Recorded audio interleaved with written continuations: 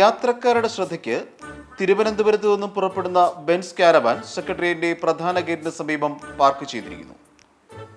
വാഹനത്തിന്റെ പ്രത്യേകതകളെക്കുറിച്ച് brand ambassador K Muraleedharan അറിയിക്കുന്നതാണ്.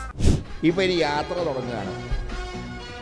ഈ bus യാത്രയല്ല, ശരിക്ക് റോഡിലൂടെ ഓടുന്ന പ്ലെയിനാണ് ഇപ്പം സജ്ജീകരിച്ചുകൊണ്ടിരിക്കുന്നത്. ബസ്സിന്റെ ഈ വിവരണമൊക്കെ കേട്ടിട്ടേ ആരും ഓടിക്കയറാൻ തയ്യാറെടുക്കണ്ട. കാര്യം ഇത് നമ്മൾ പൊതുജനത്തിന് വേണ്ടിയല്ല, യാത്രക്കാർക്ക് വേണ്ടിയാണെങ്കിൽ ഈ വണ്ടി എന്നാൽ പിന്നെ തമ്പാനൂർ ബസ് സ്റ്റാൻഡിൽ നിന്ന് എടുത്താൽ പോരെ. ഫോർ മലയാളീസ് എന്തെങ്കിലും അത്യന്താധുനിക സൗകര്യം ഉണ്ടെന്ന് കേട്ടാൽ ഉടൻ തന്നെ മുണ്ടും മടിക്കുത്തി ഓടിക്കോളും. ഇത് നിങ്ങൾ പോകാനുള്ള ആപ്പയൂപ്പ ബസ്സൊന്നുമല്ല, ഇതാണ് ഹൈടെക് ബസ്. സംഗതി ഉഷാറാണ്.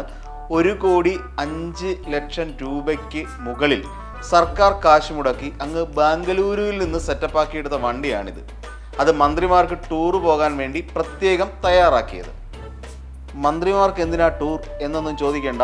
കാര്യം പാവപ്പെട്ട സാധാരണക്കാരായ കേരളീയരുടെ പ്രശ്നങ്ങൾ നേരിട്ട് പഠിക്കുന്ന മന്ത്രിമാർക്ക് പിന്നെ ലോക്കൽ യാത്ര പറ്റില്ലല്ലോ.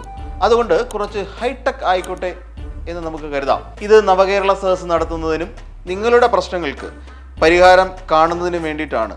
140 മണ്ഡലങ്ങളിലും മന്ത്രിമാർ നിങ്ങളുടെ അടുത്തെത്തും. പ്രശ്നം പരിഹരിക്കുന്നത് പിന്നത്തെ കാര്യം. എന്തായാലും വരുമല്ലോ. അല്ല, ഇതിപ്പോ ഒരു വലിയ ധൂർത്തല്ലേ എന്നാണ് ചില അസൂയാലുക്കൾ പറഞ്ഞു പരത്തുന്നത്.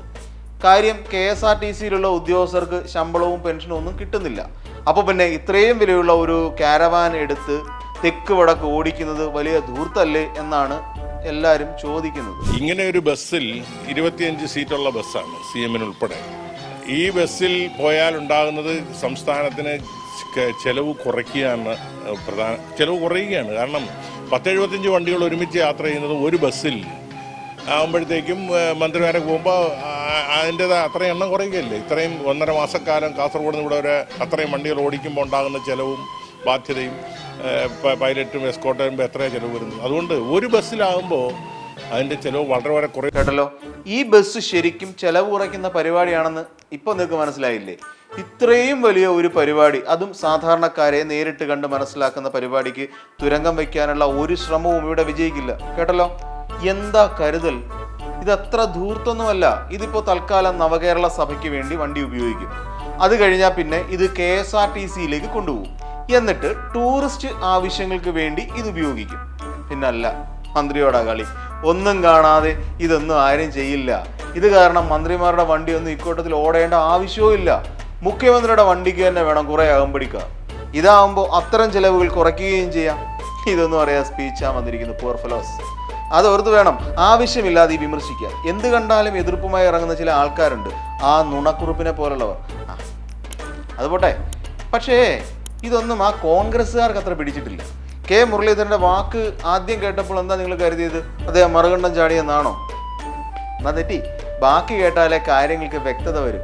എന്താന്നല്ലേ, ഇനി ഈ ബസ്സിനുള്ളിലെ സെറ്റപ്പ് എങ്ങനെയെന്ന് അദ്ദേഹം വളരെ വ്യക്തമായി പറഞ്ഞു തരും.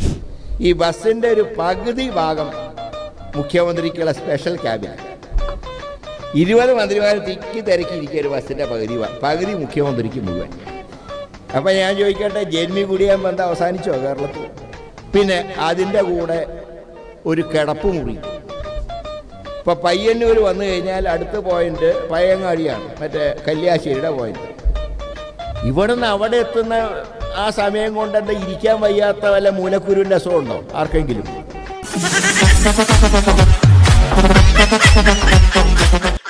അല്ലാണ്ട് എന്തിനാണ് കിടപ്പ് മുറി ഈ ബസ്സിൻ്റെ അകത്ത്? പിന്നെ അടുക്കള.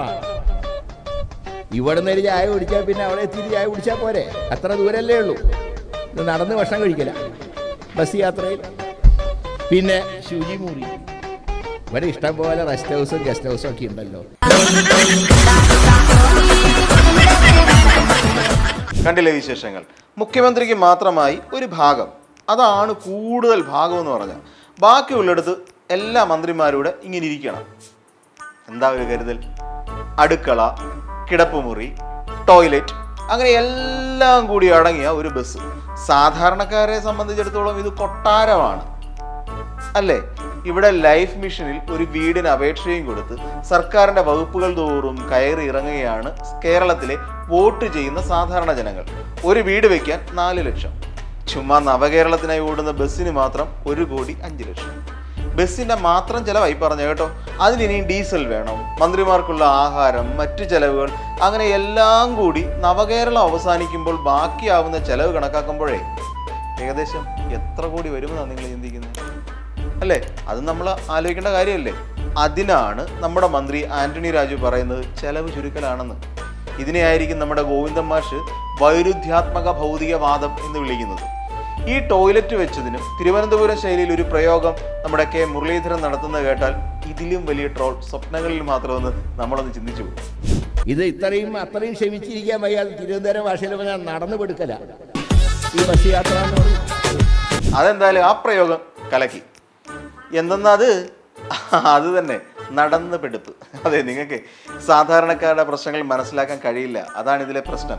ഇപ്പോൾ കണ്ടോണം, മുഖ്യമന്ത്രിയും ബാക്കിയുള്ള മന്ത്രിമാരും കൂടി കേരളത്തിലെ 140 മണ്ഡലങ്ങളിൽ എത്തും.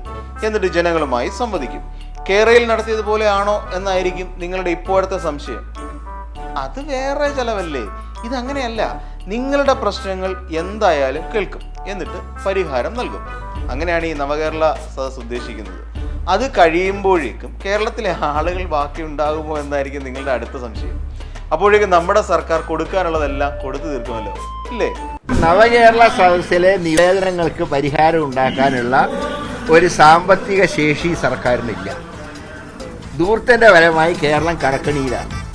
ഈ നവകേരള സദസ്സ് കൂടുതൽ ഭാരം സർക്കാരിൻ്റെ തലയിൽ ഉണ്ടാവുന്നല്ലാതെ സാധാരണക്കാർക്ക് ഇതുകൊണ്ട് ഒരു മെച്ചവുമില്ല. അതുകൊണ്ട് UDFന്റെ ബഹിഷ്കരണം അന്തിമമാണ്. ഇതായിപ്പോ നന്നായി. അപ്പോൾ സത്യത്തിൽ കേരളം കടക്കണിയിലാണ്. എന്നിട്ട് ഇങ്ങനെ ഒരു പരിപാടിക്ക് തുടക്കമിട്ട നമ്മുടെ മുഖ്യമന്ത്രിയെയും കൂടെ നിൽക്കുന്ന മന്ത്രിമാരെയും സമ്മതിക്കണം. നമ്മുടെ തിരുവനന്തപുരം മൃഗശാലയിലെ കാണ്ടാമൃഗം പോലും നാണിച്ച് തലകുനിച്ചാണ് ജനങ്ങളെ ഫേസ് ചെയ്യുന്നതെന്നാണ് കേൾക്കുന്നത്. എപ്പോഴും തുരങ്കത്തിൽ തന്നെയാണ്. കാര്യം തൊലിക്കെട്ടിയുടെ കാര്യത്തിൽ പരാജയപ്പെട്ടിട്ട് കാണ്ടാമൃഗമായി ജീവിച്ചിട്ട് എന്ത് കാര്യം?